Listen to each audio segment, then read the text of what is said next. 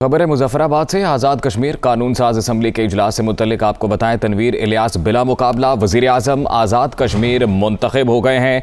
ये अहम डेवलपमेंट है, आपके मुतल्लिक आगाह कर रहे हैं कि आज़ाद कश्मीर कानून साज असम्बली के इजलास से मुतल्लिक जहाँ तनवीर इलियास बिला मुकाबला वज़ीर आज़म आज़ाद कश्मीर मुंतखब हो गए हैं। आज़ाद कश्मीर कानून साज असम्बली इजलास जो पहले ताख़ीर का शिकार हुआ था, उससे मुतल्लिक ख़बर ये आ रही है कि तनवीर इलियास अब बिला मुकाबला वज़ीर आज़म आज़ाद कश्मीर मुंतखब हो गए हैं, क्योंकि कानून साज असम्बली के इजलास में मुत्तहिदा अपोजिशन में 3 जमातों ने बायकॉट किया था और अपोजिशन लीडर की जानिब से कहा गया कि PTI आज़ाद कश्मीर में पंजाब की तरह गुंडागर्दी चाहती है। आज़ाद कश्मीर कानून साज असम्बली में अरकान की कुल तादाद 53 है और 53 की इस ऐवान में जीत के लिए 27 अरकान की हिमायत दरकार है।